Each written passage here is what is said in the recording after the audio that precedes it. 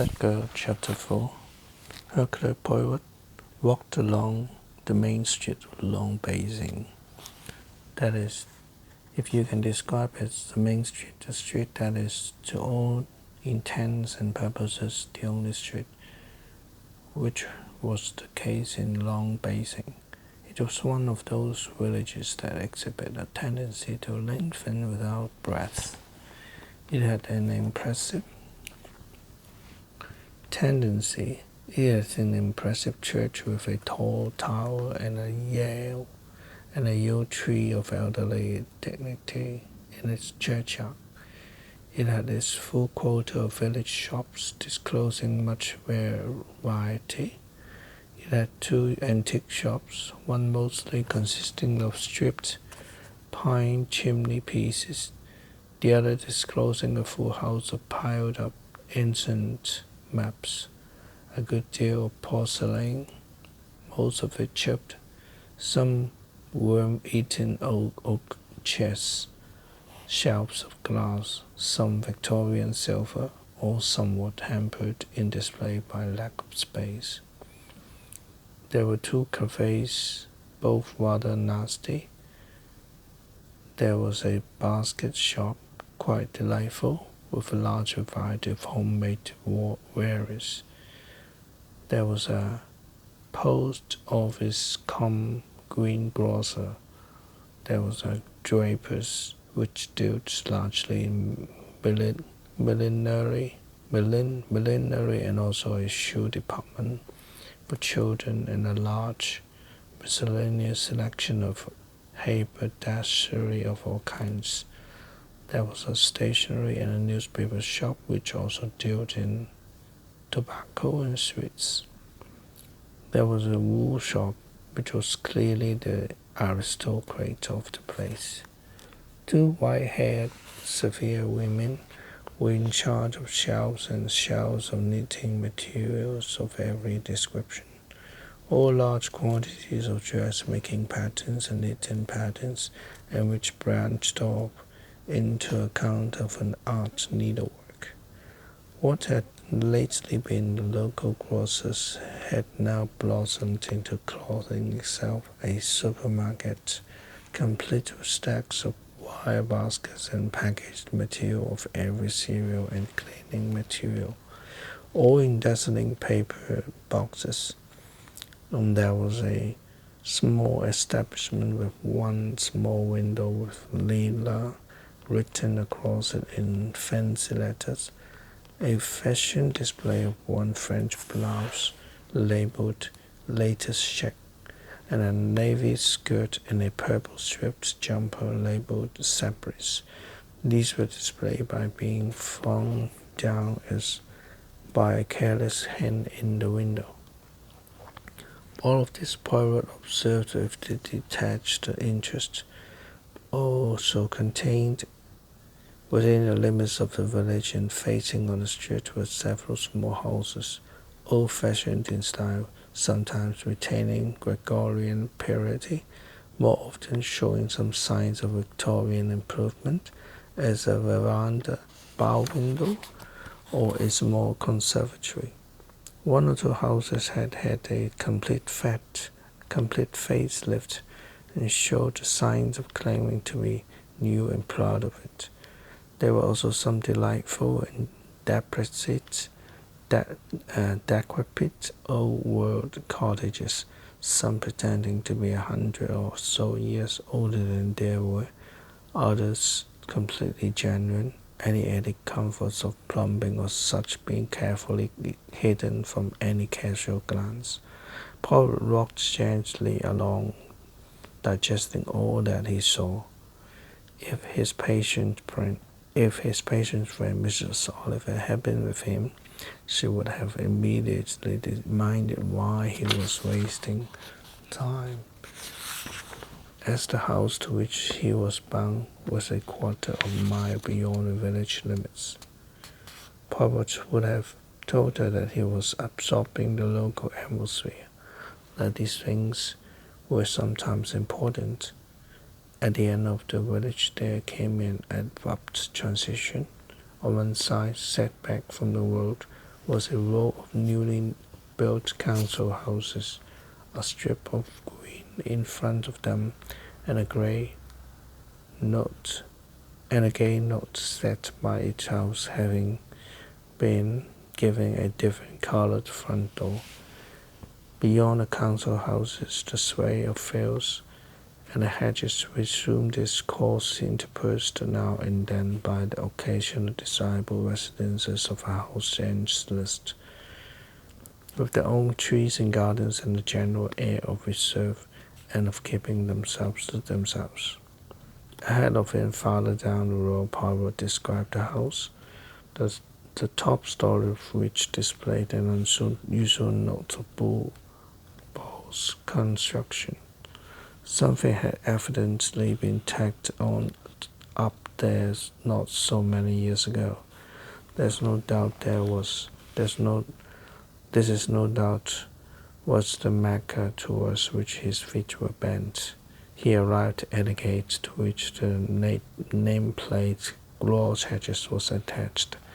He surveyed the house. It was a conventional house dating perhaps to the beginning of the century. It was neither beautiful nor ugly.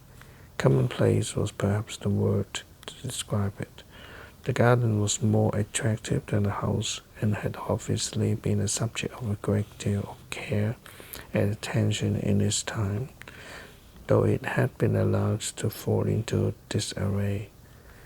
It still had smooth green lawns, plenty of flower beds, carefully planted areas, shrubs to display a certain landscape effect. It was all in good order. A gardener was certainly employed in this garden, Poirot reflected. A personal interest was perhaps also taken, since he noted in a corner near the house a woman bending over one of the flower bags. Time her dahlias, he thought. Her head showed a bright circle of pale golden color. She was tall, slim, but square-shouldered. He unlatched the gate, passed through, and walked up towards the house. The woman turned her head and then straightened herself, turning towards him inquiringly. She remained standing, waiting for him to speak, some garden twine hanging from her little hand. He nodded, puzzled. Yes? Yes? She said. Poirot, very foreign, took off his hat with a flourish and bolt. Her eyes rested on his master's with a kind of fascination. Mrs. Westoresk? Yes, I hope I do not derange you, madame. A faint smile touched her lips. Not at all, are you? I have permitted myself to pay a visit on you, a friend of mine, Mrs. Adrian Oliver. Oh, of course, I know who you must be. Monsieur Poirot. He corrected her with an emphasis on the last syllable. Hercule Poirot, at your service. I was passing through this neighborhood, and I ventured to call upon you here in the hope that I might be allowed to pay my respects to Sir Redwood Hopsfield. Yes, Naomi Lorena told us you might turn up. I hope it is not inconvenient. Oh, it is not inconvenient at all. Adrian Oliver was here last weekend. She came over with Lorimer's. Her books are most amusing, aren't they? But perhaps you don't find detective stories amusing. You are a detective yourself, aren't you? A real one? I am all that there is of the most real. I'm all that there is of the most real, said Hercule Poirot. He noticed that she repressed a smile. He studied her more closely. She was handsome in a rather artificial fashion. Her golden hair was stiffly arranged. He wondered whether she might not at heart be secretly unsure of herself, whether she was not carefully playing the part of the English lady adopted in her garden. He wondered a little what her social background might have been. "You have a very fine garden here," he said. "You like gardens?" "Not as the English like gardens. You have a garden you have for a garden a special talent in England. It means something to you that it does not to us." "The French people you mean? Oh yes, I believe that Mrs. Oliver mentioned that you were once with the Belgian police force." "That is so. That is so. Me, I'm no Belgian police dog." He gave a polite little laugh and said, waving his hands, "But the gardens you English I admire. I sit at a fit. The Latin races, they like the formal garden, the gardens of the chateau of Versailles in miniature, and also, of course, they invented the potager. Very important, the potager. Here in England you have the potager, but you got it from France, and you do not love your potager as much as you should love your flowers. Hey, that is so?" "Yes, I think you're right," said Mary Restorick. "Do come into the house. I came to see my uncle." "I came, as you said, to pay homage to Sir Restorick, but I pay homage to you also, madame. Always I pay homage to beauty where I meet," he bowed. She laughed with a slight embarrassment. "You mustn't pay me so many compliments." She led the way through an open French window, and he followed her. "I knew your uncle slightly in 1944. Poor dear, he's getting quite an old man now. He's very deaf, I'm afraid. It was long ago that I encountered him. He will probably have forgotten. It was a matter of espionage and of scientific developments of a certain invention. We owed that invention to the ingenuity of Sir Redrick. He will be willing, I hope, to receive me." "Oh, I'm sure he'll love it," said Mrs. Westwick. He has rather a dull life in some ways nowadays. I have to be so much in London. We're looking for a suitable house there." She sighed and said, "Elderly people can be very difficult sometimes." "I know," said Margaret. "Frequently I, too, am difficult." She laughed. "Oh, no, Jean Porridge, come now, you mustn't pretend you're old." "Sometimes I'm old too," said Porridge. "That by young girls," he added, mournfully. "Mournfully? That's very unkind of them. It's probably the sort of things that our daughter would do," she added. "You have a daughter?" "Yes, at least she is my stepdaughter." "I shall have much pleasure in meeting her," said Poirot politely. "Oh, well, I'm afraid she's not here. She's in London. She works there." "The young girls, they all do jobs nowadays." "Everybody's supposed to do a job," said Mrs. Westwood vaguely. "Even when they get married, they're always being persuaded back into industry or back into teaching." "Have they persuaded you, madame, to come back into anything?" "No, I was brought up in South Africa. I only came here with my husband a short time ago. It's all rather strange to me still." She looked around her with what Poirot judged to be an absence of enthusiasm. It was a handsomely furnished room of a conventional type without personality. Two large portraits hung on the walls, the only personal touch. The first was that of a thin-lipped woman in a grey velvet evening dress. Facing her on the opposite wall was a man of about 30-odd, with an air of repressed energy about him. "Your daughter, I suppose, finds it dull in the country." Yes, it is much better for her to be in London. She doesn't like it here. She paused abruptly, and then, as though the last words almost dragged out of her, she said, "And she doesn't like me." "Impossible," said Poet with garlic politeness. "Not at all impossible. Well, I suppose it often happens. I suppose it's hard for girls to accept his stepmother." "Was the daughter very fond of her own mother?" "I suppose she must have been. She's a difficult girl. I suppose most girls are." Poet sighed and said, "Mothers and fathers have much less control over daughters nowadays. It's not as it used to be in the old good-fashioned days." No, indeed. No, indeed. One dare not say so, madame, but I must confess I regret that they show so very little discrimination in choosing their, how do you say, their boyfriends. Norma has been a great worry to her father in that way.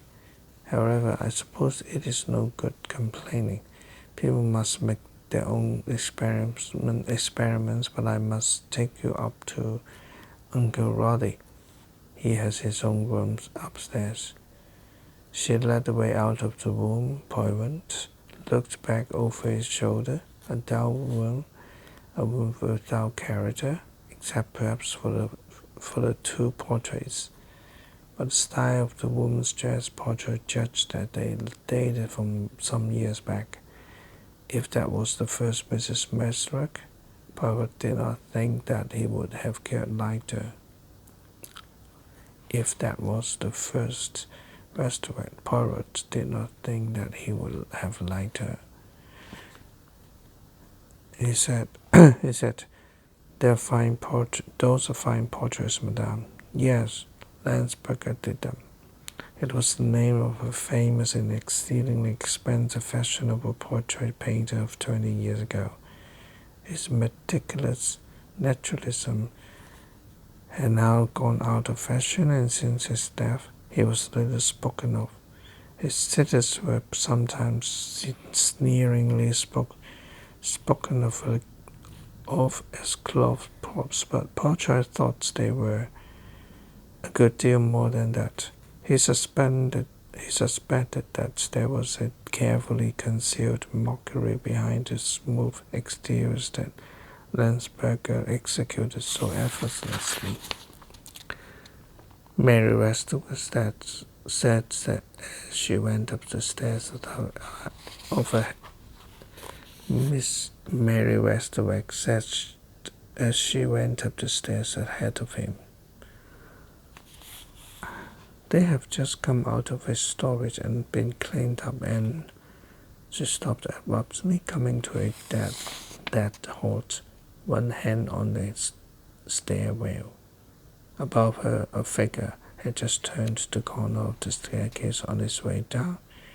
It was a figure that seemed strangely incongruous. It might have been someone in fancy dress, someone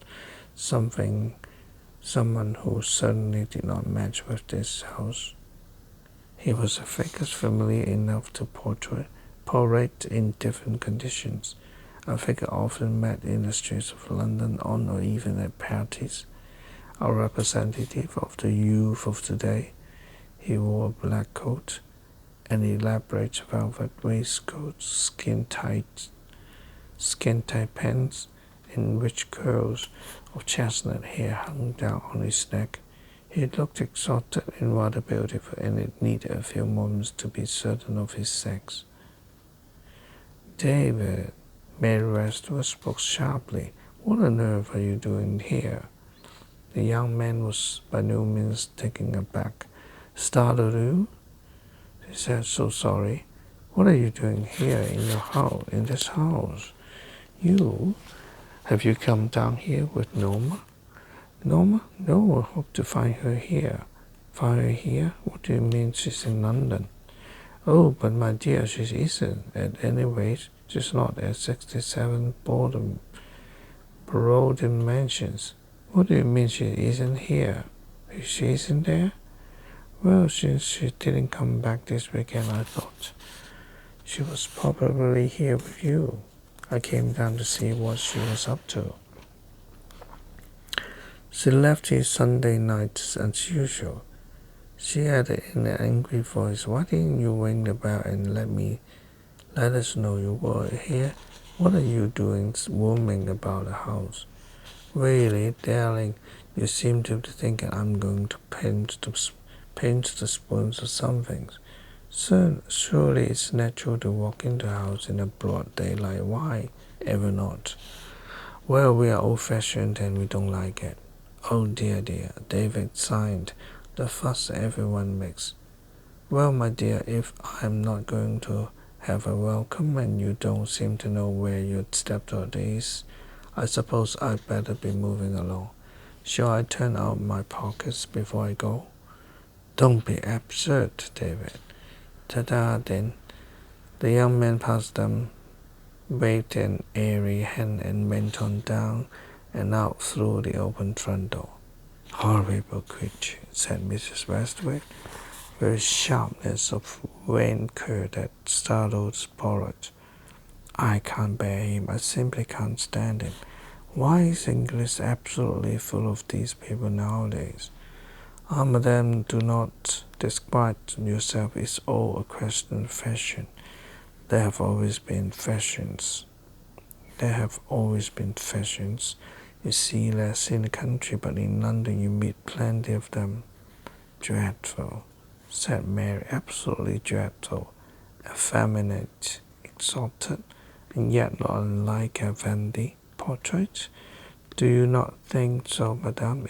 In a gold frame, wearing a lace collar, you would not then say he was effeminate or exalted? Daring to come down here like that Andrew would have been furious. It worries him dreadfully. Daughters can be very worrying. It's not even as though Andrew knew Norma well. He's been abroad since she was a child. He left her entirely to her mother to bring up, and now he finds her a complete puzzle." "So do I, for that matter. I can't help feeling that she's a very old type of girl. One has no kind of authority over them these days. They seem to like the worst type of young men. She's absolutely infatuated with this David Baker. One can't do anything. Andrew forbade him the house, and look, he turns up there, walks in as cool as cucumber. I almost think I'd better not tell Andrew. I don't want him to be unduly worried. I believe she goes about with this creature in London, and not only with him. There are some much worse ones even, the kind that doesn't wash, completely unshaven faces, and funny sprouting bears, and wheezy shop cloths." Pollard said cheerfully, "Alas, madam, you must not distress yourself. The indiscretions of youth pass." "I hope so. I'm sure Norma is a very difficult girl. Sometimes I think she's not right in her head. She's so peculiar. She really looks sometimes as though she isn't all there. These extraordinary dislikes she takes. Dislikes. She hates me, really hates me. I don't see why it's necessary. I suppose she was very devoted to her mother, but after all, it's only reasonable that her father should marry again, isn't it? Do you think she really hates you?"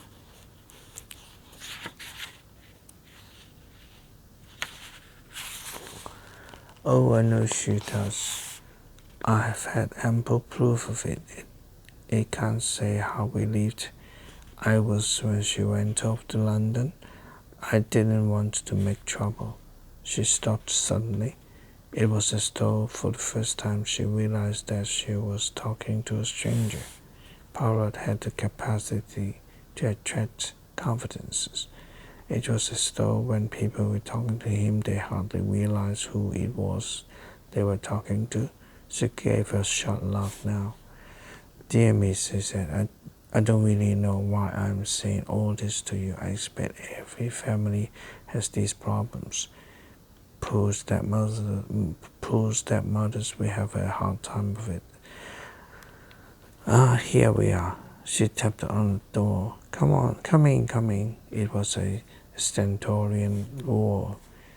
Here's a visitor to see your uncle, said Mary Westwick as she walked into the room. Poirot behind her, a broad-shouldered, square-faced, red-cheeked, irascible looking elderly man had been pacing the door. He stumped forward towards them. At the table behind him, a girl was studying certain letters and papers. Her head was bent over them, a sleek, dark head. This is Monsieur Hercule Poirot, Uncle Roddy, said Mary Westwood. Poirot stepped forward gracefully into action and speech. Ah, Sir Westwood, it is many years since I have had the pleasure of meeting you. We have to go back so far as the last war. It was, I think, in Normandy, and the last time. How well I remember there was there also Colonel Wace, and there was General Abercrombie, and there was Air Marshal Sir Edmund Coningsby. What decisions we had to take, and what difficulties we had with security. Nowadays there's no longer the need for secrecy. I recall the unmasking of that secret agent who succeeded for so long. You remember Captain Henderson? Oh, Captain Henderson indeed. Lord, that damned swine unmasked. You might not remember me, Hercule Poirot. Yes, of course I remember you. Ah, it was a close shave.